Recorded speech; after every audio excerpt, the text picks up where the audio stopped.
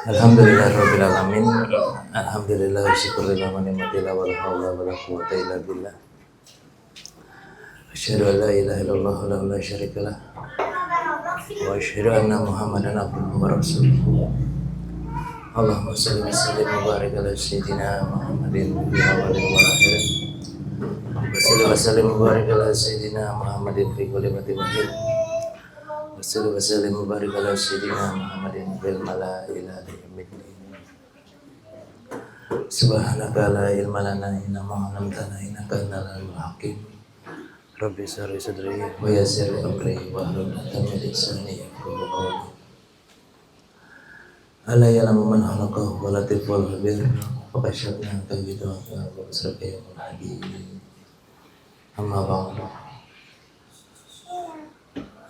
Bapak, Ibu, saudara-saudari dan anak-anak yang kami muliakan, pertama-tama marilah kita panjatkan puji syukur kepada Allah Subhanahu wa taala atas segala limpahan karunia, nikmat Islam, iman, ihsan, wabil khususnya afiah, sehingga kita masih bisa dikumpulin lagi, bersilaturahmi kembali, belajar kembali di malam Selasa di tempat yang penuh dengan kemuliaan ini.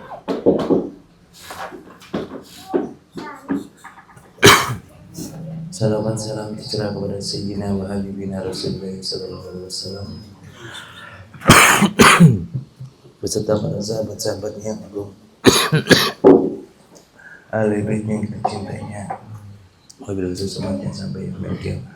Amin ya rabbal alamin.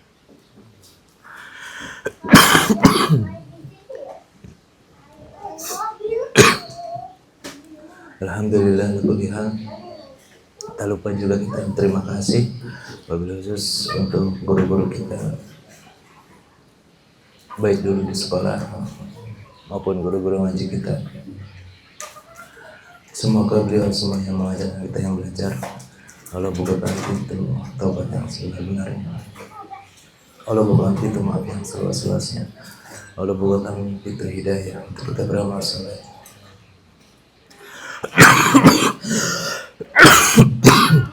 Allah bukakan pintu marifat yang sebenar-benar. Amin ya rabbal alamin.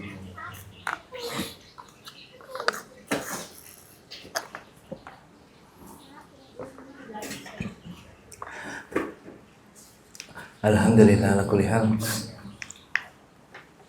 Pada malam hari ini kita akan sedikit membahas tentang salik, yang dimana nanti akan dijelaskan sedikit juga tentang pengertian-pengertiannya, wabil khusus tentang rintangan-rintangan yang dialami oleh para salik,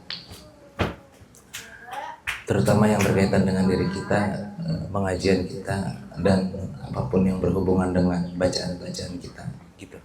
Jadi pada malam hari ini sedikit akan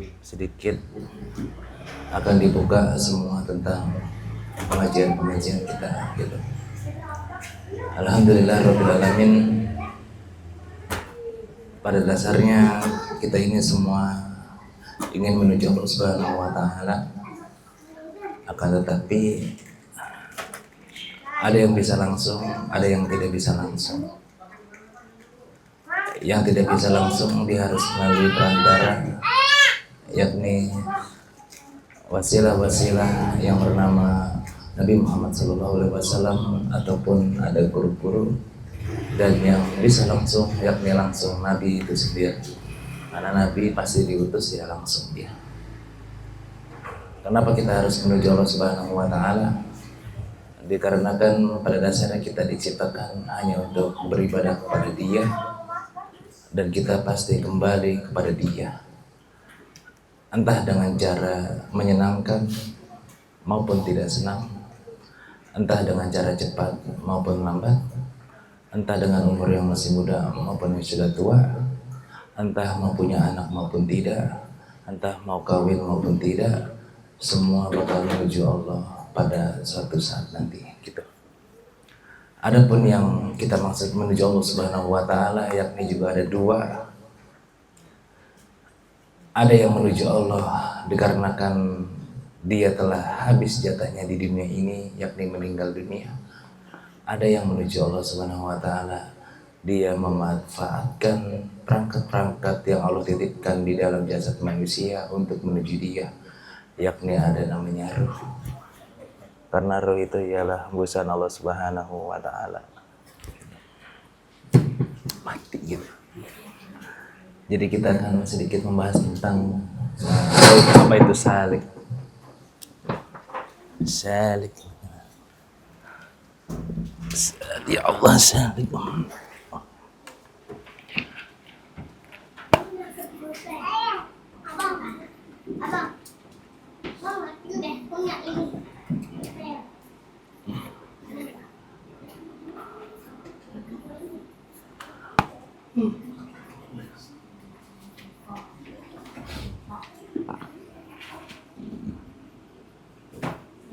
Kayak gini bukunya.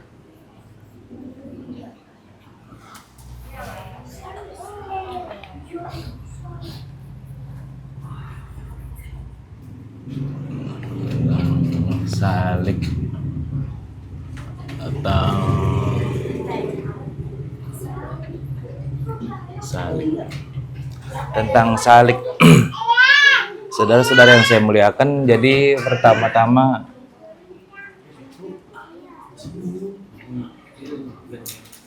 apaan? Bisa.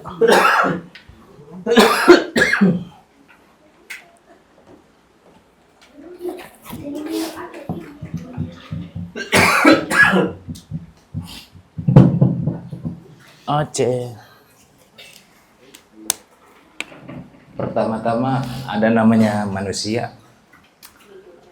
Manusia itu yang pertama, dia diciptakan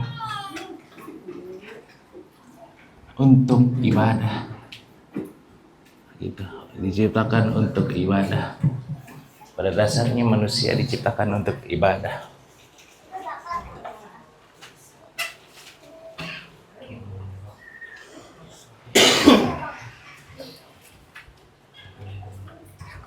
Itu yang selama ini kita tahu, laqad khalaqnal insana fi ahsani taqwim atau wa ma khalaqtul jinna wal insa illa liya'budun.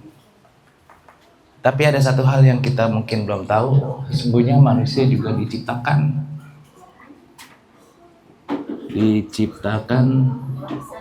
untuk mengenalnya gitu.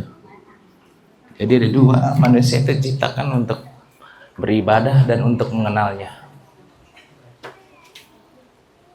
Kalau untuk ibadah sebagai tanda hamba, bahwa manusia itu namanya makhluk kalau di perkara ibadah. Jadi diulang lagi, pada dasarnya manusia, Allah Subhanahu wa taala, dia menciptakan manusia pada dasar untuk ibadah, pada dasarnya untuk ibadah. Kenapa ibadah? Karena ibadah itu sebagai tanda ini kita ini hamba. Jadi kalau kita lari ke akidah, Pak, ini namanya khalik dan ini namanya makhluk. Gitu. Ini aja udah beda. Ini namanya khalik, ini namanya makhluk. Ketika kita diciptakan untuk ibadah, berarti kan kita ini hamba Tuhan, hamba Allah Subhanahu wa taala, hamba Allah Subhanahu wa taala. Ketika kita mengaku hamba Allah Subhanahu wa taala yang pada dasarnya kita belum diakuin kecuali Nabi Muhammad SAW, seperti dalam surat Al-Isra itu kan dikatakan subhanallazi asra bi abdihi, maha suci Allah yang telah memperjalankan hambanya. Kenapa dia disebut hamba? Karena hamba itu pasti dia punya ada namanya kriteria dia gitu. Jadi kalau kita ngomongin hamba tentu ada namanya syarat khususnya gitu. Syarat umumnya ya udah dapat kita, namanya kita manusia, namanya syarat umum. Karena kalau bukan manusia nggak wajib ibadah. Tapi syarat khususnya apa? Kriterianya apa? Gitu. Supaya disebut sebagai hamba Allah gitu. Karena pernah saya lihat di jalanan ada orang pakai baju karyawan Allah, kan serem juga tuh. Ya itu kan lebih serem lagi. Mendingan hamba. Ini karyawan Allah beneran tulisannya. Karyawan Allah, waduh. Berat ini udah. Dipecat murtad. Makanya. Jadi ketika kita ngomongin hamba tentu ada namanya kriteria. Kalau ngomongin kriteria kan saudara tahu pasti ada namanya kualifikasi. Yang nomor 2, manusia itu diciptakan untuk mengenalnya. Al-insan anasiruhu wa anasiruhu al-insan. Sesungguhnya manusia itu ialah rahasiaku. Jadi manusia itu rahasiaku. Kenapa aku menciptakan manusia? Supaya dia mengenalku. Gitu, supaya dia mengenalku dan aku ingin dikenal sebagai Tuhannya manusia. Cuman sayangnya dalam perjalanan ini kita kadang nggak kenal sama namanya Tuhan Allah Subhanahu Wa Taala kita.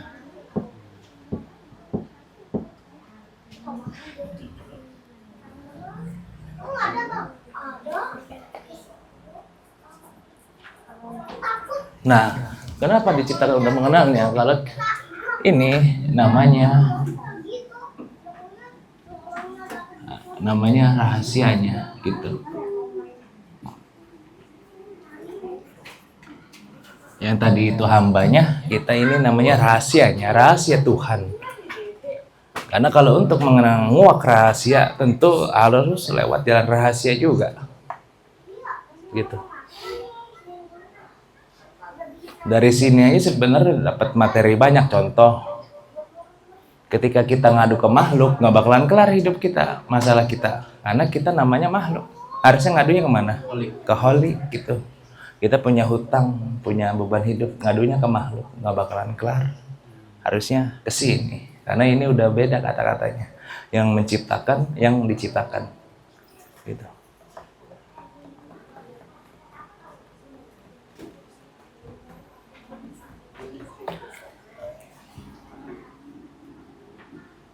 Jadi, ini baru jadi.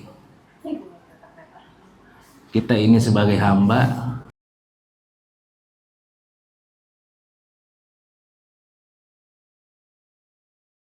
apa ini maksudnya kan gitu. Kita ini maksudnya apa? Diciptakan juga sebagai hamba, di satu sisi diciptakan juga sebagai rahasianya. Maksudnya gimana ini? Gitu.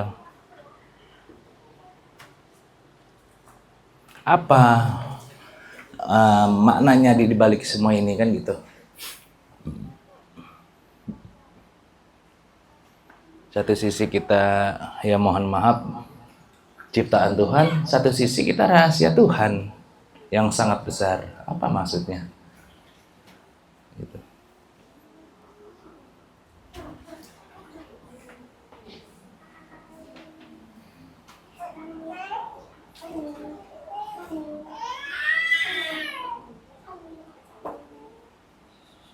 Jawabannya cuma satu. Tuhan ingin kita pulang kepada Dia. Entah dengan cara kasar maupun halus. Gitu. Kalau dengan cara halus berarti sebelum meninggal. Kalau dengan cara kasar berarti dengan takdir yang sudah habis. Karena ada dua.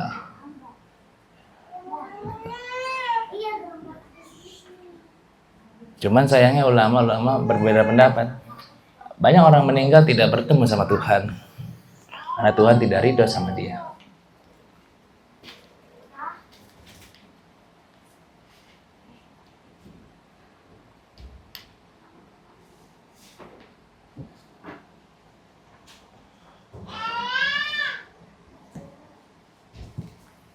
Ketika saudara sudah mendapatkan rumus ini,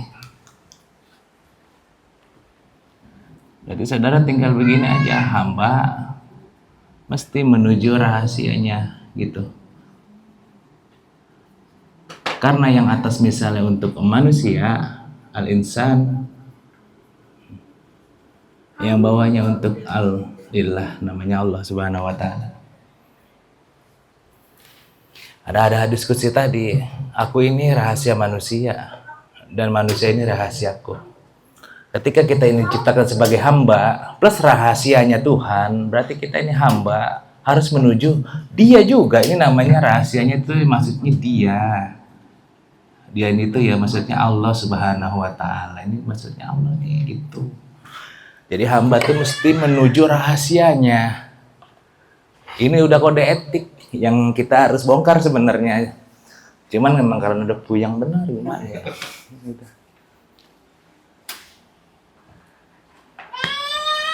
Ya, kita merenungkan hamba pas rahasia. Maksudnya gimana ya? Gue di satu sisi hamba, satu sisi rahasia Tuhan. Berarti gue harus menemui Tuhan gitu maksudnya. Namanya perjalanan. Lewat apa? Lewat zahir dan batiniyah. Seperti Isra dan Mi'raj gitu maksudnya. Nah Rasulullah SAW Isra Mi'raj itu melalui jasad dan ruhnya.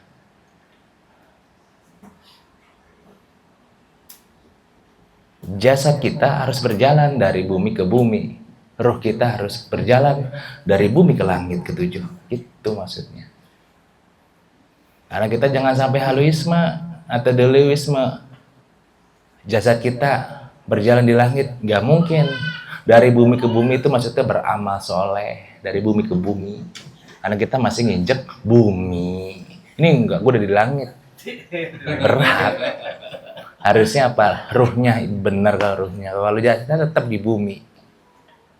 Karena seorang nabi aja nggak berani ngomong jasad di langit. Kecuali memang Allah angkat namanya Isa Al-Masih. Ketika kita sudah sadar bahwa kita ini hamba harus menuju rahasianya. Dari situlah tercipta banyak kitab, bahkan dari atas tuh, gitu, bahkan dari atas. Nah, ketika jadi ini maka sebenarnya maka ya dong, yang ketika manusia sadar, ketika manusia sadar akan Tuhan, akan Allah Subhanahu wa taala, langkah pertama yang dia cari itu pasti dia namanya mencari ilmu. Mencari ilmu. Namanya talabil ilmi gitu. Namanya mencari ilmu.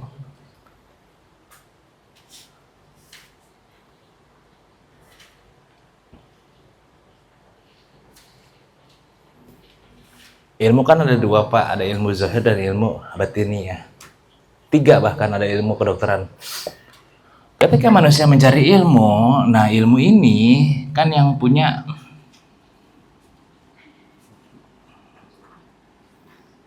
itu orang berilmu. Yang punya itu kan orang berilmu atau yang disebut syekh. Misalnya syekh. Berarti mau nggak mau manusia ini mesti menuntut ilmu sama seorang syekh, itu baru satu ilmu. Namanya di sini tambah dengan pelajar. Namanya pelajar. Gitu. Kenapa disebut pelajar? Karena dia ingin mencari ilmu. Pelajar itu pasti mencari ilmu. Gitu. Supaya pelajar itu berhasil, di sininya pelajar supaya berhasil dalam kitab Ta'lim wa Ta'lim, syekhnya harus memenuhi 3 syarat. Yang pertama tua, yang kedua alim, yang ketiga bijaksana. Gitu. Tua umur, alim dan bijaksana, supaya ilmunya benar-benar meresap ke dalam hati.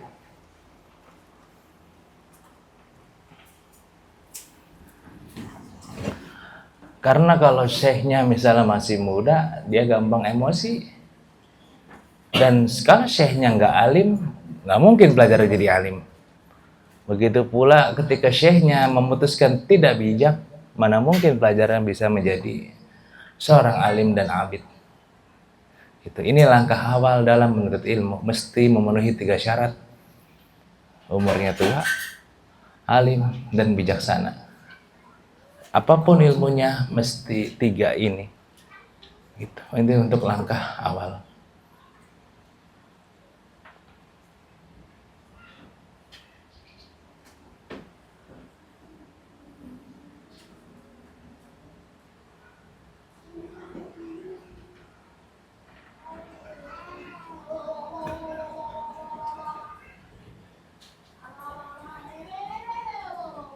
Apa aja yang 3? Ya contohnya akidah, fikih, dan tasawuf.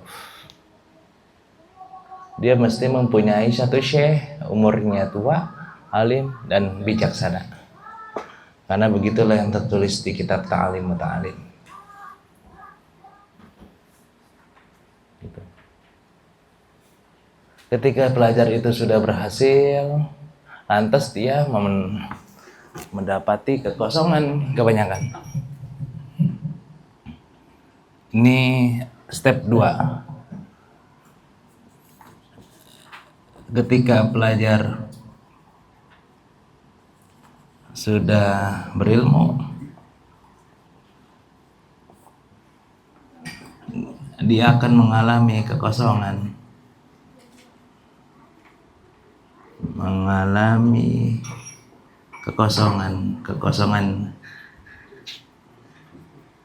Kekosongan apa? Kekosongan jiwa maksudnya. Di sini kosong apa? Gitu. Jiwanya kosong. Gitu, jiwanya kosong. Karena ini kan sambil cerita sebenarnya. Ini kalau berilmu ya, kalau nggak berilmu apalagi. Gitu. Di umur berapa dia sadar? Wallahu alam, beda-beda. Ada yang 20 tahun, 30 tahun, bahkan 40 tahun.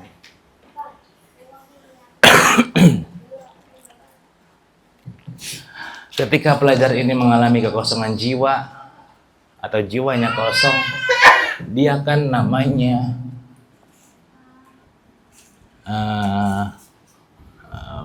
mencari jati diri dia, kalau bahasa kita mencari ketenangan,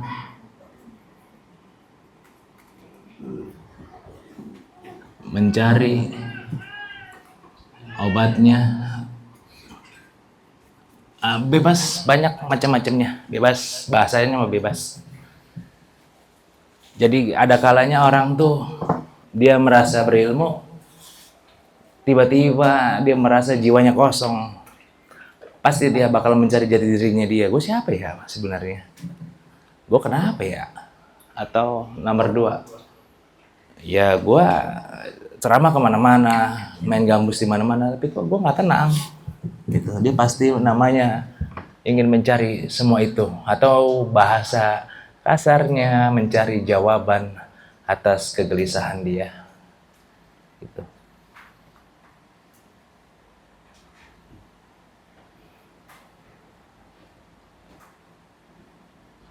Dan itu merupakan perjalanan yang sangat panjang banget. Mencari yang 3 itu, bahkan 4 boleh, 5 boleh, bebas, bahasa masing-masing yang pahamnya mana bebas. Maksudnya begini, kadang-kala tuh kayak suatu waktu sering bengong, sebenarnya gue diciptain buat apa ya? Itu sering terlintas. Kadang-kala nanti gue kalau mati kemana ya? Itu namanya dia mencari obatnya atas jawabannya, mencari ketenangan dalam hidupnya, mencari jati diri. Siapa dia sebenarnya? Itu maksudnya. Kadang-kala gitu. Kok masih kadang? Karena kan belum nemu. Kalau udah nemu sering jadinya dong. Gitu. Kadang-kala. Karena kita masih di tahap begini. Manusia itu yakin benar doanya bakal didengar oleh Allah Subhanahu wa Ta'ala, Dan dia yakin Allah Maha ngabulkan. Tapi manusia juga kadang suka lupa Allah Maha melihat ketika dia sedang maksiat. Itulah manusia. Nice quotes gitu kalau bahasa Magi. Iya, kadang kala kita nih Magi, ya Allah kabulkanlah doa kami terzolimi, kami baca waqiah gini. Allah Engkau Maha mendengar, Maha mengabulkan, amin. Tapi kita lupa Allah Maha melihat, Maha menyaksikan kalau kita lagi maksiat. Kata Tuhan,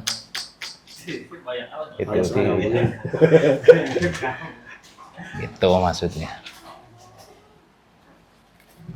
Dan ketika dia sudah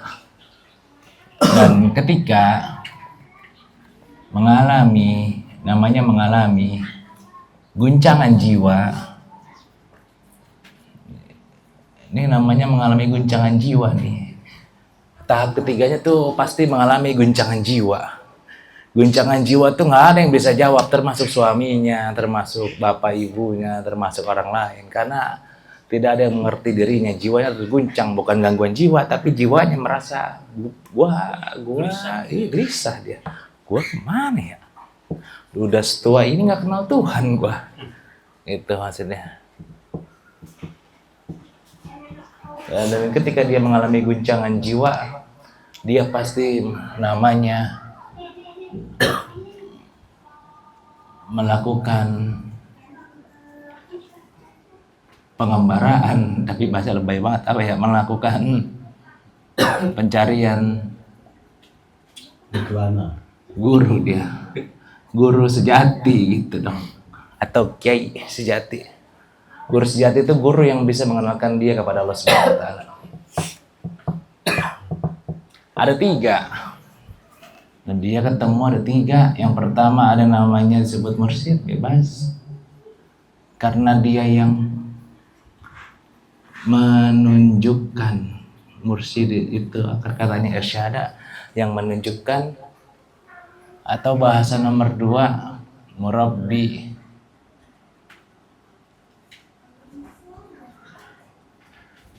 yang membimbing.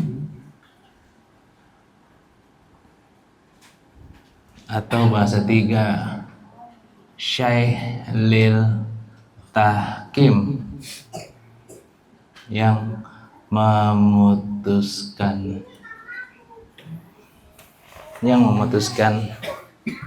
Bahasanya bebas, karena suatu saat manusia pasti ketemu 3 orang itu. Gitu. Mau cari di mana guru? Ketika engkau yakin kepada seorang syekh dan terus mengetuk-ketuk pintunya, engkau sudah dianggap muridnya. Gitu.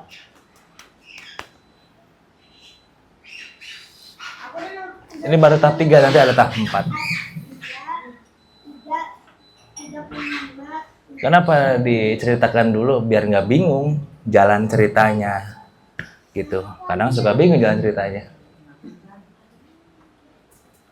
Jadi ketika misalnya si A mengalami guncangan jiwa, kekosongan hidup, bingung mau kemana lagi, dia pasti melakukan pencarian emas sekilo. Maksudnya guru sejati, gitu.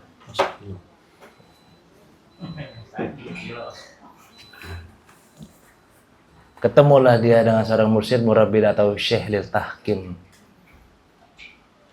Cuman yang 3 ini banyak juga pelajarannya, karena kita kan nggak mungkin waktunya, nggak terbatas. Jadi ada ciri-cirinya. Kita bypass, misal ketemu gitu. Ketika sudah bertemu, iya tahap 4. Ketika sudah bertemu dengan yang dimaksud, baru kita bisa dianggap murid jika diakui, salik jika diakui murid. Itu jadinya. Jadi kita bisa dianggap murid oleh beliau jika diakui sama beliau, Dan kita bisa salik atau disebut salik jika kita diakui murid dulu dan plus riadoh di sini. Gitu. Terus riadohnya tuh maksudnya usaha. Usaha dari kita ya, maksudnya dari guru. Dan ketika dia sudah bertemu di sini sama dengan semua yang dia punya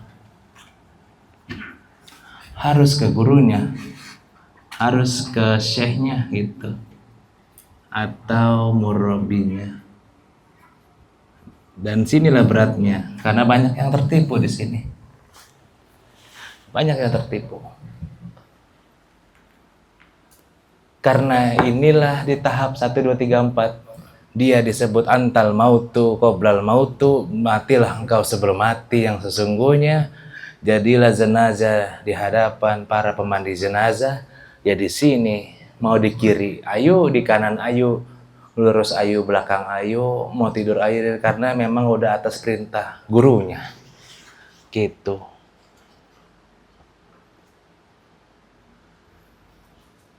Karena murid itu ada 3 tahap, murid, murad, dan muridun.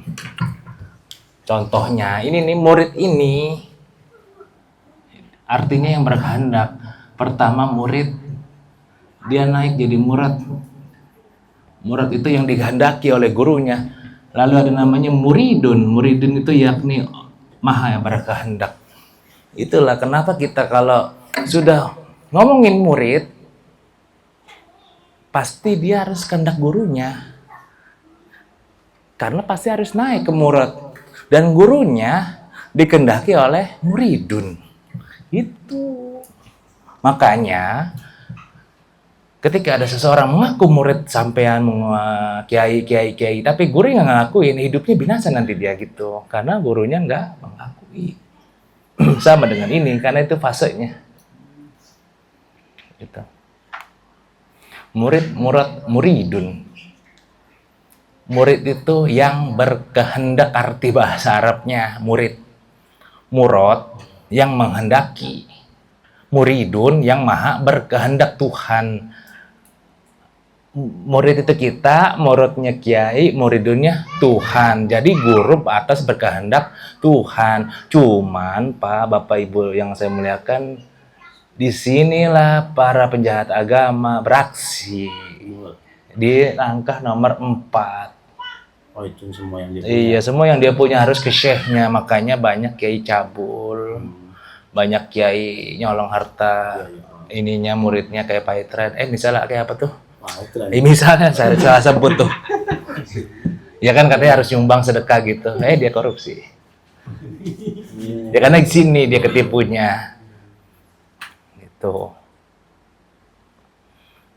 Kayak kita dulu mungkin misalnya ada invest apa ngikut ke gurunya. Gurunya kabur ke Singapura. Mana banyak lagi. Angkanya. Hilang. Jadi mudah-mudahan nih buat Bapak Ibu yang saya muliakan kudu paham, kadang kala ini kayak guru-guru tuh ngincer-ngincer orang-orang kampung untuk ikut koperasi, yang nggak paham apa-apa akhirnya tertipu 20 juta, 40 juta. Ikut ya, 40 juta nanti balik sebulan 2 juta, itu kan duitnya dia juga. Enak. Misalnya takutnya ada yang berasa kan kalau digituin. Ada kali. Misalnya ini. Udah. Apa tuh? Kayak garam. Ya kayak garam ya kebelarut mah. Lalu. Oh lalu. Jadi diulang lagi buat para bapak ibu yang saya muliakan, hati-hati di nomor 4 sih intinya nih di langkah nomor 4. Jadi itu sebenarnya langkahnya kan ada 1, ada 2, 3, 4 nih. Kebanyakan orang tuh tertipu dengan nomor 4. Iya, kebanyakan. Contohnya, aku ini kiai alim sesepuh sini loh, masa engkau ngelawan titahku. Waduh, berat juga tuh. Akhirnya anaknya diapa-apain sama dia. Ya kayak Walid tuh di sini maksudnya, intinya gitu Walid. Ya orang Singapura apa ya? Berarti pada nonton, saya kan enggak gitu. Saya nggak nonton gitu-gitu. Apakah kamu nonton film? Nonton, saya nontonnya film Jumanji. Jurassic Park. Film yang binatang doang. Karena kalau saya lihat, Agi. Ayam giras maksudnya, ayam. Kadang suka sensitif dia. Kagak ya, ketawa. Itu dia. Ini ketawa doang. Ya Walid di sini maksudnya Bu, bapak yang sebenarnya Walid kan yang di film Malaysia itu di sini karena dia merasa tokoh agama, guru, kaya raya, pengikutnya banyak, semua orang harus nurut sama dia karena dia bawa dalil ini gitu loh maksudnya. Lu kan ngaji sama gua, harta lu harus ke gua semua, anak istri lu harus ke gua semua gitu maksudnya. Kalau mohon maaf kagak nyerahin, engkau kena laknat. Waduh, berat juga tuh. Mau nggak mau, suka nggak suka, seneng nggak seneng, kayak gini-ginian Banyak. ada sampai kiamat, nggak bakalan hilang. Pinter-pinter kan. Jadi cuman diulang lagi ya, yang kayak gini-ginian, seneng nggak seneng, suka nggak suka, ada sampai hari kiamat. Kayak kebakaran aja di Tambora dari tahun dulu saya kecil masih ada ya kebakaran sekarang. Tambora, Jakarta Barat. Karena memang ya takdirnya begitu. Padahal kan zaman semakin maju. Tapi manusianya semakin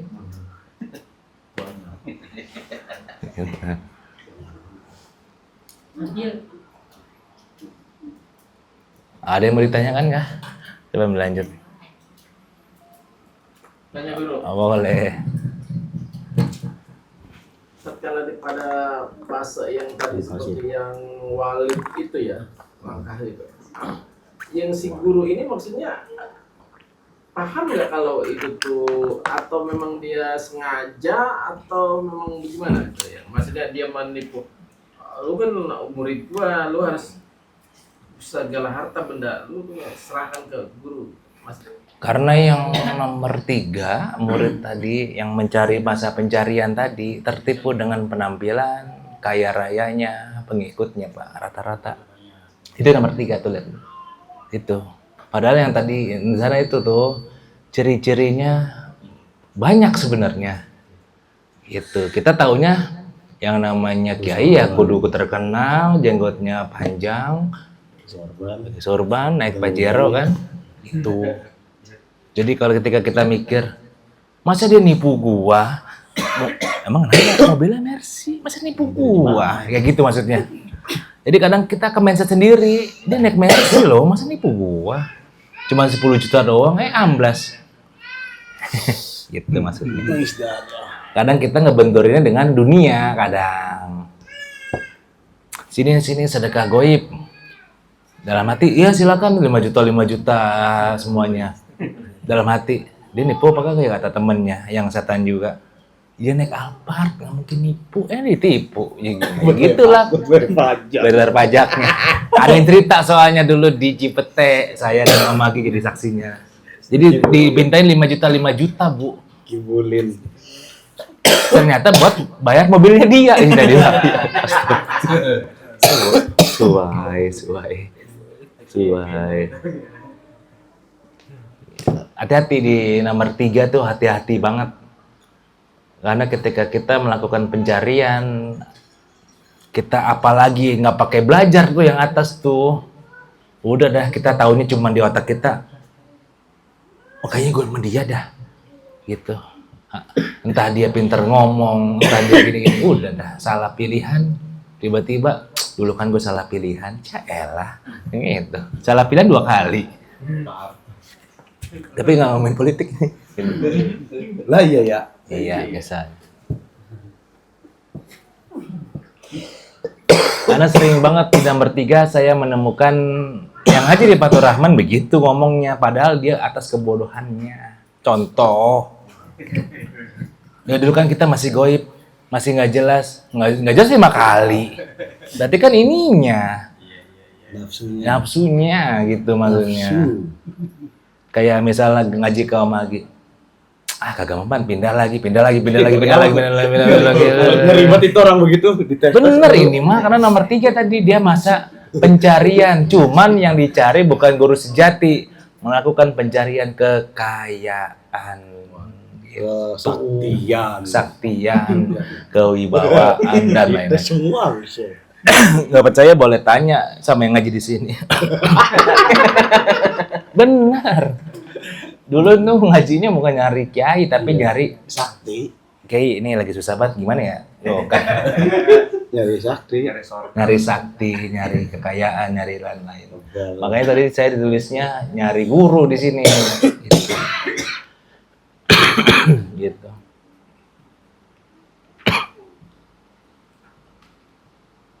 Ketemu bagi dia, tapi nggak bagi orang. Kenapa? Karena gurunya nggak mau tampil di hadapan orang. Contohnya banyak orang di nomor 3 ketemu sama kiai. Cuman setelah kita berbincang-bincang, dia nggak bisa sholat. Berarti kan dia melengkapi yang nomor 1 tuh. Dia nggak pernah belajar tentang ilmu fikihnya. Berarti udah gugur dia. Gitu maksudnya. Oh pokoknya ada cahaya. Hari ini nggak datang kan? Karena kemarin saya nulis taubat. Emang nggak jelas kan lu bilang. Iya gitu. Nggak bakalan datang lagi pasti. Itu. Nggak jelas pak. Nggak jelas. Souvenirnya lagi ditinggalin. Dewi Kuhadinnya mana kan gitu. Dewi Kuhadin. Gitu maksudnya. Jadi bapak-bapak nih sekali diajarin juga kadang-kadang nomor 3 ketemu nih di kehidupan nyata. Gue lagi nyari guru nih, gue udah ke langit ini mentok. Lihat nomor 1 langsung dibalikin nomor 1. Lu wudhu aja kagak bisa, asli. Jangan ngomongin langit, gitu maksudnya. Kadang-kala begitu. Jadi gini bu, bapak-bapak nih kalau ngomong langit mulai memang, kalau ibu-ibu kan normal, dapur, jalan-jalan, anak, sekolah. Jadi kalau bapak-bapaknya bu ngomongin langit mulu. Ini biar dibongkar aja gitu. Setahuannya kalau ibu-ibu mah aneh-aneh ngomongnya, cuma kalau bapak, guru nih hati kayak mau terbang ke langit. Astaga. Melepas. Gitu dah. Jadi buat para ibu-ibu juga bisa mengcover bapaknya nih. Kayak ayah tadi habis ketemu Nabi, lu bangun subuh ya telat mulu gitu. Jadi kan langsung ke getek nomor 1 tuh. Gitu. Nabi mana yang mau nemuin orang telat subuh? Gitu. Takutnya banyak orang halu di sekitar kita. Jadi halu itu ada banyak bu, ada halu, delusi, ada halu dalam delusi. Delusi itu seakan-akan nih kita menghayal, itulah kita. Beda banget tuh delusi. Wali. Iya.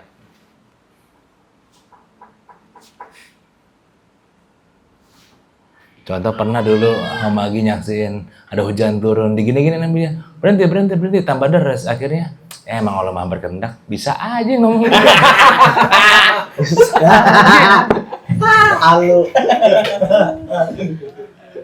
Sakti kagak bisa. Mana nomor 5? Aduh.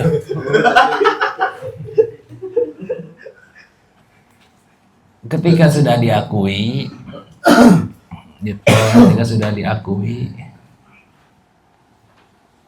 dia harus namanya udah antal maut qoblal maut tuh. Antal maut tuh ini udah yang terakhir.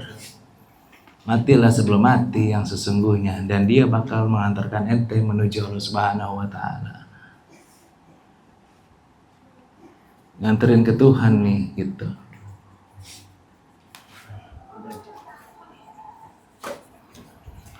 Cuman kalau ditulis begini memang rasanya ringan banget, cuman 5 menit. Tapi kalau mohon maaf pakai kehidupan bisa puluhan tahun. Riadonya panjang. Kayak gini mungkin cuman 5 menit. Oh gitu-gitu doang step by stepnya. Cuman nyatanya nggak begitu. Mohon maaf banyak yang harus jatuh dulu, harus nangis-nangis dulu, harus kehilangan dulu, harus merangkak-rangkak dulu sampai dia menemukan pintu yang sejati. Banyak yang begitu, banyak. Gitu. Maksudnya kayak tadi, ada yang harus sampai salah 5 kali, 10 kali, 15 kali, baru dia yang ke-16 ketemu yang benar-benar. Ada yang begitu. Saya dulu ngaji, mohon maaf Habib Kiai ini, agak mempan gua. Ada yang begitu.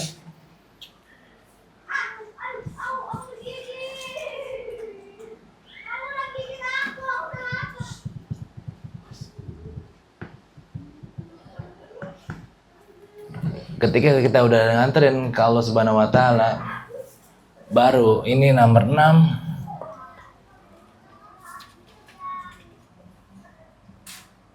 kita mulai perjalanan gitu. Dan ini wallahu a'lam bishawab. Karena kalau ngomongin perjalanan sama aja dengan ngomongin tarekat gitu. Tarekat itu artinya perjalanan. Dan Fatur Rahman ialah tarekatnya orang-orang yang belajar dan mengajar yang diizinin sama almarhum Kiai Haji Bunyamin, Kiai Haji Safi Azami, Kiai Haji Halil Husin, terus sampai guru-gurunya, termasuk yang ditawasulin oleh saudara-saudara yang saya muliakan gitu. Jadi kalau saudara-saudara serius di Fatur Rahman, yang ditawasulin itu datang pasti kalau benar-benar tawasul. Yang ada berapa jumlah tuh ya? 50-an.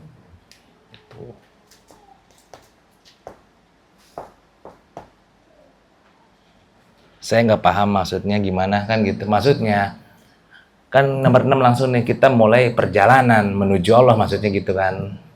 Perjalanan kan bahasa Indonesia. Bahasa Arabnya kan ini ya, tarekat ya. Tarekat kita itu ya taklim wa taklum, belajar dan mengajar.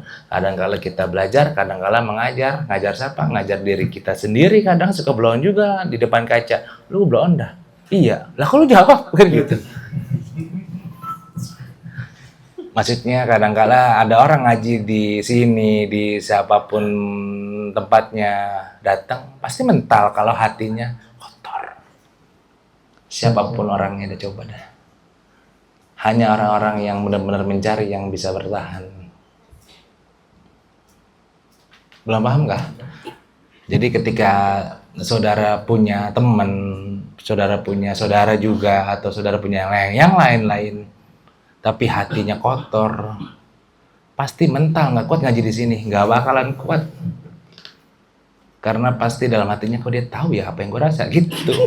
Satu. Yang nomor 2, sampai di lemari aja dia tahu, gue bingung. 2. Yang nomor 3, dia tahu aja yang bakal mau kejadian besok. 3. Dan dia nggak bakalan kuat. Karena kegelapan mana yang kuat melawan cahaya matahari kan gitu. Analoginya.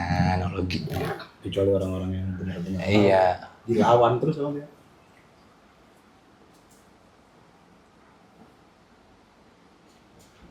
Boleh direnungin aja coba. Yang pernah ngaji di sini siapa ya? Terus siapa yang mental? Atau yang ngaji di sini pun kadang-kala, kok dia tahu ya, gue bingung. Gitu. Dalam hati. Sampai bawa emas kilo, dia tahu aja. Ya emang ada keluarnya, di lemari ngapain disimpan? Banyak Mas kilo. Jadi boleh nemu di jalan, goy. Ada yang pindahan, masa jatuh dipungut. Oh. Innalillahi. Baik itu. Siapa sih Mas Kilo? Itu aja. Yang jawab siapa itu tadi? Bener itu di lemari. Siapa yang jawab tadi? Gua gak enak menyebut nama, Pak. Tahu aja. Bukan Mas Kilo, kan banyak itu. Gua kagak enak menyebut nama. Bahasa Instagram YTTA. Yang tahu-tahu aja. Tahu aja. Bukan FYI. Atau bahasa TV nih, yang udah tahu kok tanya saya. Gitu. Lah. Malah ke situ. Gitu. Boleh lah kalau mau nanya. Jadi sebenarnya mau jelasin Fatur Rahman, cuman alhamdulillah papan tulisnya udah penuh kan gitu. Alhamdulillah kan gitu. Sakit. Tanya lagi dulu. Boleh dong. Dalam perjalanan ini untuk terutama di langkah nomor 4. Nomor 4. Apakah untuk orang-orang yang sampai di langkah yang nomor 5, mohon maaf. Umurnya itu apa memang udah dalam arti kita untuk sampai bertemu dengan Allah, dalam arti kita memang bertemu dengan Allahnya dalam arti memang udah finish game over, atau memang masih dalam posisi artinya memang masih hidup gitu, masih umur panjang. Ya 2 tadi Pak, entah dia baru ngaji ketemu mursyid, tiba-tiba bilang mursyidnya bilang kau besok meninggal, ya meninggal beneran. Yang nomor 2, engkau besok bakal mengalami hidup yang berpanjangan. Itu nomor 2. Ada yang masih hidup, ada yang udah meninggal. Iya sih. Gitu. Iya, dan iya. Wah bahaya Pak. Jadi ada yang bisa masih muda terus dia langsung ketemu. Bisa. Contohnya Om Agi 2019 dulu ke Bonjoro ketemu dia. Ya kan? Gitu. Dulu. Atau mungkin di sini kalau ada kurang percaya itu alhamdulillah ada istri saya di belakang tuh. Namanya Sinta dan ada Ali. Tanya dah. Dulu saya sudah ngapal Quran, tanya aja tuh coba. Di Pondok Aren, bisa sana sini sebulan. Gimana nggak meledak kepalanya? Saya kena Melvin Pak. Iya gitu. Nggak bisa tidur, bangun lagi. Nggak tidur, bangun lagi. Ngapain sih? Suruh ngapal Quran. Set. Karena memang nggak main-main ketika sudah di nomor 3. Alhamdulillah karena Babe pernah berguru, jadi saya nggak perlu salah jalan. Saya langsung nomor berapa? 4. Itu yang pas riadonya tadi yang berat. Ini nggak dijelasin aja riado itu apa. Tadi baca Quran. Itu dia. Enggak, bisa yang namanya apa itu? Ngapalin komik aja puyeng nggak ada volumenya. Jadi kalau kita di sini mah enak nggak riado, cukup ngaji aja. Tenang, karena kan setannya di luar nungguin. Dia nggak mungkin berani dong masuk di luar dia. Daripada saling tatap-tatapan. Majikan lu ngapain dah? Lagi ngaji nih majikan gua. Ntar kalau pulang ngikut lagi dah. Oke. Apa yang direnungin Pak Indra? Apa yang direnungin? Ya. Penuh makna. Penuh. Komen bijak kata-katanya. Iya. Paham kagak? Ya Jamal Mirdad ya. Iya kan? Giginya hilang satu. Tapi emang Linda Kano sehat. Gitu. Buat aku tuh. Apa tuh? 3 itu. Kan ketika mengalami gocangan jiwa, tiba-tiba kan melakukan pencarian guru sejati, Najwa udah ketemu tuh seorang mursyid, murabi dan syekhnya, ya kan? Nah, tiba-tiba murid, jika dia ke salik, jika dia ke murid kan dia harus mengerjakan riyadhah nih. Nah, apabila seorang murid itu udah berguru tapi tanpa belum disuruh melakukan riyadhah oleh gurunya, apakah disebut seorang murid? Belum Pak. Belum, Belum. tapi masih ngaji. Belum. Tapi kalau sudah melakukan riyadhah baru disebut murid gitu. Iya gitu. Perintah gurunya ya. Kayak Nabi Muhammad SAW, banyak yang dekat sama beliau, belum tentu dipanggil sahabat. Oke. Analoginya gitu. Iya. Iya, udah kelar, dikit lagi. Apa Pak Indra? Gini kalau misalnya kita udah ada bermursyid gitu ya, terus terkadang begini ada pengajian gitu, ada pengajian misalnya di kampung kita gitu kan, ada guru juga, ada yang mungkin gini ya, mungkin contohnya mungkin kalau di sini ada hikam, ada apa namanya? Ya, Mbak, ya itu dah pokoknya dah. Kalau di kampung kita di tetangga ada misalnya di pengajian ada musola, Bentrok. Bentrok kan? Intinya apa sih namanya? Ya contohnya seperti itu, ada pengajian juga lah gitu. Apakah itu kita harus mengikuti juga, ataukah memang karena kita udah bermursyid sama seseorang gitu ya, sama syekh gitu ya, itu apakah kita ngaji juga ke dia atau nggak usah gitu maksudnya? Itu Pak, kan ada sama dengan Yang mana? itu yang menunjukkan, yang membimbing, yang memutuskan. Kalau ngaji mah ngaji aja, nggak apa-apa ngaji mah. Cuman ketika dia memutuskan tentang hidup kita, tak dulu Pak, saya udah punya guru. Gitu. Ini gitu Pak. Kalau ngaji mah nggak. Ngaji aja. Ngaji mah ngaji aja, tapi Bapak ibaratnya kayak punya pakem satu orang gitu. Iya. Kalau ada masalah apa nanya ke beliau gitu bahasanya. Contoh Abu Bakar dulu, saya percaya sama Nabi Isa, kan nggak mungkin. Nabi Muhammad doang dulu gitu. Misal. Contohnya Om Agi ngaji ke Habib misalnya, Habib besar. Atau Habib, Gi ente gini. Agi bingung tuh. Ya. Habib saya udah punya guru, gimana kalau saya tanya guru dulu? Boleh. Ya gitu dah contohnya. Karena dia udah ketemu Syekh Litahkim. gitu. Jadi kayak kalau dikasih amalan sama guru-guru ini nggak sembarangan dipakai, Pak. Iya gitu. Nanya dulu ke gurunya, diizinin apa enggak gitu bahasanya. Terkadang kadang-kadang diri kitanya sendiri juga terkadang sih gue bagusan gue ngaji gue tempat ngaji gue lebih bagus gitu. Kadang-kadang ada pikiran kayak gitu. Ada juga ya bukannya ya saya juga ada gitu kan. Karena halangan salik ada 4. Dunia, makhluk, setan, dan nafsu. Itu nafsu namanya. Merasa pengajiannya lebih baik dari orang itu nafsu. Oh udah itu dong. Mesti dihilangin nanti satu saat ketemu sama siapa. Agi bisa. Itu Iya. Kadang kalau misalnya kita suatu ada pengajian misalnya ya teman kita atau apa ngerasa agak lebih tinggi gitu, ngerasa dia mungkin Itu perasaan yang wajar, Pak. Perasaan yang wajar. Karena rasa cinta kepada majelis wajar aja sih itu mah. Wajar. Cuman jangan sampai menyinggung banget. Gitu. Contoh alumni Darul Mustafa, bangga lah dia lulusan sono. Bangga. Wajar itu mah. Karena apalagi yang menganggungkan gurunya. Itu.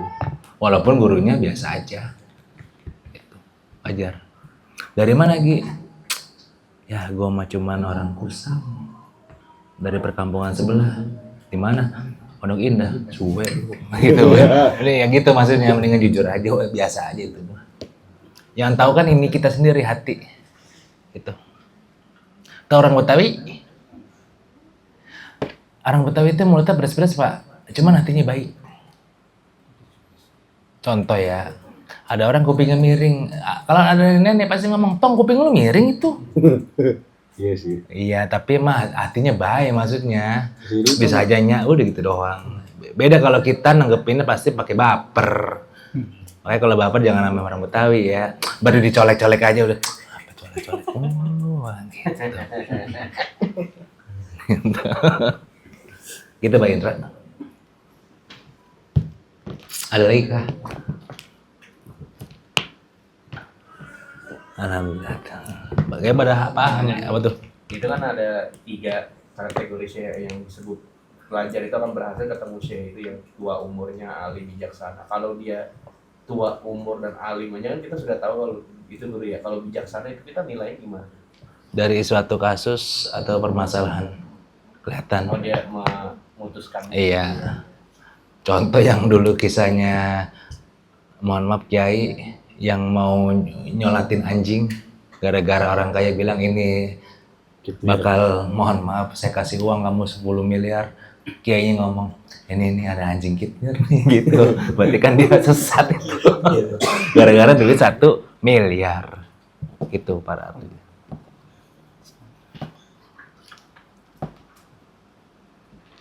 Contoh Kiai bijak.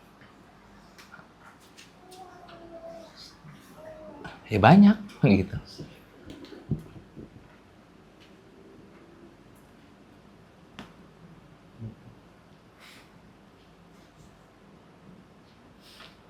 Wanita itu nggak wajib Pak ngepel, nyapu, bersih-bersih rumah, nyuci dan lain-lain, nggak wajib. Nggak wajib. Dia wajibnya cuma 2, taat sama Allah dan taat sama suami. Ketika suami nyuruh ya wajib dia tuh. Bercanda ini. Waduh, jadi senjata tuh itu. Bercanda. Hati Bu. Kan emang nggak, karena istri itu partner kan. Hati Nah, Bu. cuman kan nggak wajibnya sama suami doang partner. Kalau suaminya diktator jangan mau Bu. Gitu.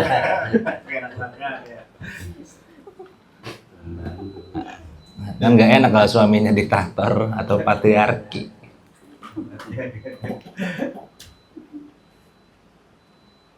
Sini mah enggak dah. Enggak, top. Alhamdulillah. Apa yang bilang enggak? Udah tebel udah. Ya, musim muda mah tipis-tipis, ini udah tebel semua udah. Dipotong alot. Guru, kalau kita cuman maunya maunya ya, kita sanggup cuma sampai nomor 4 sampai murid doang itu nggak apa-apa guru. Apa tuh? Misalnya kita sudah bertemu dengan yang dimaksud tadi guru tadi gitu. Terus kita sebagai murid Nggak sanggup masuk ke 5 nggak sanggup gitu. gitu kalau menjalankan riadohnya. Kalau kita gimana itu guru kalau status gitu? Itu nanti ada ayat tuh yang berbunyi, di yaumil qiyamah kita mesti ngikutin imam. Kalau kita di dunia ini nggak punya imam, bakal nyasar nanti suatu saat. Mau nggak mau ya memang kudu ria dan Mas Ardi. Mau nggak mau. Gitu. Kalau kita ngomong gini, ada saya jadi murid aja gitu. Gimana guru? Nggak bisa. Udah saya jadi murid aja, ngomongnya depan kiainya. Gitu maksudnya. Kalau kiai ngomong, iya lu murid gua, deal berarti bebas dah si serah kiai. Tapi kalau kita ngomong sendiri, gua muridnya Mu'alim Syafi'i Jamil. Hah? Gitu kalau kita. Hah? Itu maksudnya. Jadi ya mesti ngomong di depan kiai-kiainya.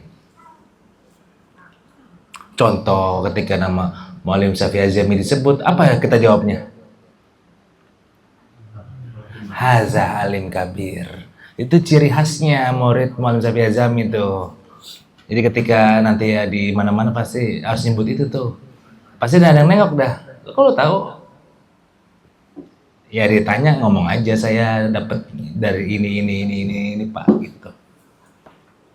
Haza alim kabir. Sesungguhnya dia itu alim besar. Kok gue baru tahu gini-gini aja. Jadi makanya kita ngaji aja dah, jangan yang gini-gini ya.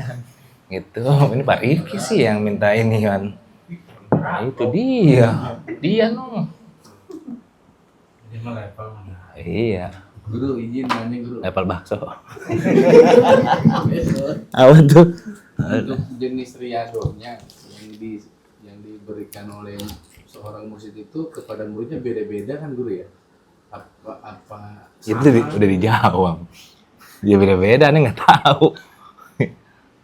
apa sesuai kemampuan muridnya apa? Dia cuma penilaian gurunya kan. Itu dia, nih nggak tahu. Dia beda-beda itu mah. Ya gurunya kan bisa nilai, oh ini anak bisa di sini, yang ini di sini, Iya. yang bisa di atas gitu kan.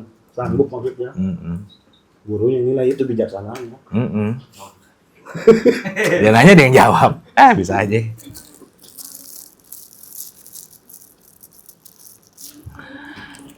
Yang nomor 2 sedikit lagi. Nomor 6 kita mulai perjalanan. Antum ngaji di Fathur Rahman menuju Tuhan. Yang dulunya pusing, insya Allah udah kebuka lama-lama. Yang dulunya kebuka pasti nutup. Aibnya maksudnya dulunya mungkin parah banget, lama-lama udah mulai dikurangi. Gitu. Sadar nggak sadar ada perubahan dalam hidup. Sadar nggak sadar ada perubahan dalam hidup. Padahal ngajinya ketawa mulu. Kencengan ngopinya asli. Iya, ngopi 2 jam, ngaji sejam. Makanya kadang saya lama-lama ngajinya biar imbang kan, minimal 2 jam. Itu sadar nggak sadar pasti ada perubahan dalam hidup. Kalau benar-benar ngikutin. Kadang-kala saya cuman cerita lagi nih Bapak Ibu. Ada yang baru ngaji, nggak mau nyebut nama, baru 3 bulan, tiba-tiba ngomong begini. Guru saya mimpi ketemu Nabi, innalillahi, coba itu. Mimpi ketemu Nabi Muhammad SAW. Saya tanya dong, Nabinya lagi ngapain? Nabinya meninggal, saya ziarah. Maksudnya apa tuh artinya? Saya cuma ngomong, ente syariatnya ditinggalin tuh, nggak pernah sholat. Besok nggak ngaji lagi, sampai detik hari ini. Dan terbukti dia memang nggak sholat. Maksud saya jangan tiba-tiba ngomong gitulah, tiba-tiba saya ketemu Nabi, serem juga ya. Gitu.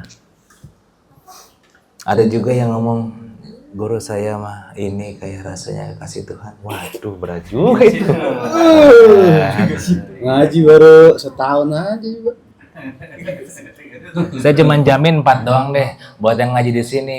Insya Allah mimpinya bagus. Insya Allah kadang doanya kabul, Doa geling. Insya Allah dapat warid. Warid itu karunia. Gitu. Yang nomor 4 pengabaran. Pasti dapat tuh yang 4 yang ngaji di Fathur Rahman. Nah gitu kalau yang misalkan keluar gitu nasibnya gimana bro? Ya berarti kan dia terputus dari jalan kita. Berarti udah terputus itu. Iya, Anda pernah tahu berita 2 bulan lalu gak? Yang di Gresik. Ada mobil BMW terjun bebas. Ya itu. Tadi udah enak lewat tol ya terjun bebas. Waduh, binasa dong ya. Nggak tahu dah aneh gitu. Tolak putus. Tolnya putih. Iya. Sud itu. Menjadi. Itu kisahnya kayak muridnya Habib Salim Syatiri ya gitu. Bisa.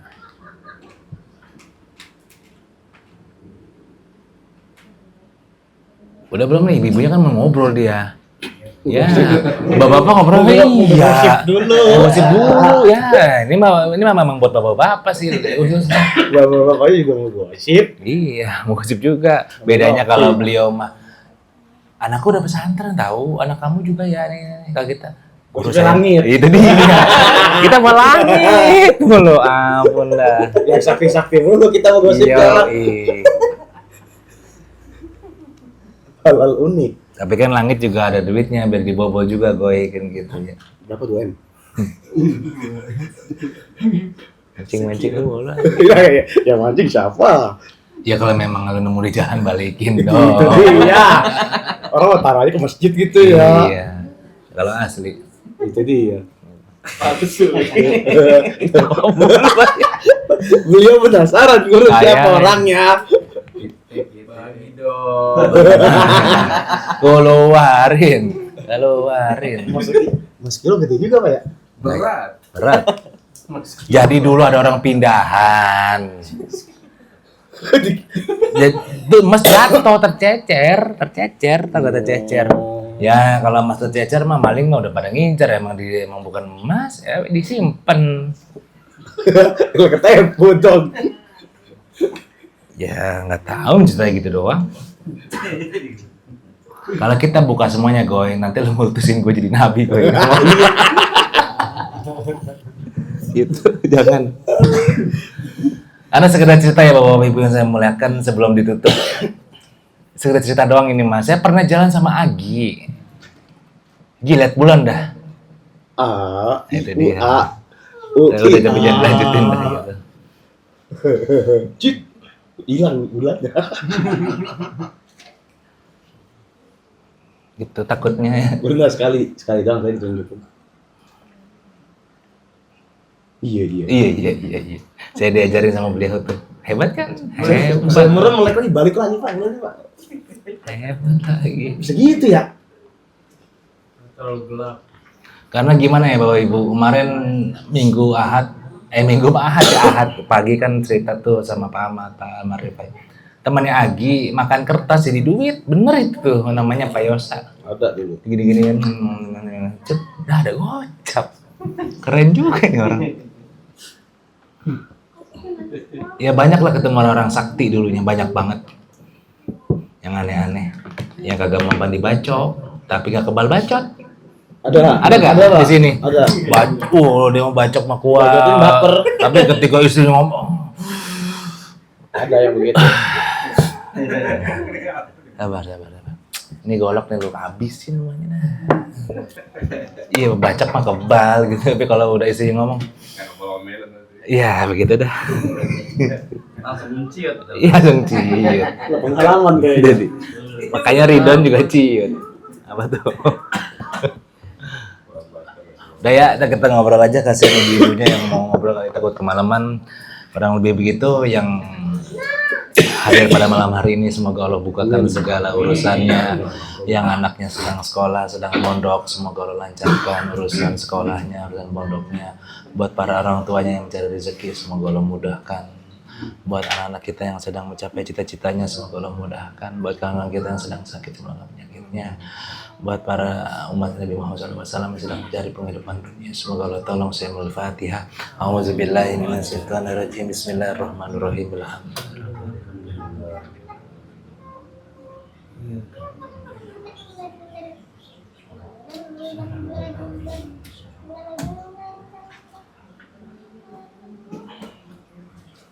Dolin amin sallallahu ala Muhammad sallallahu alaihi wasallam sallallahu ala Muhammad ya Rabbi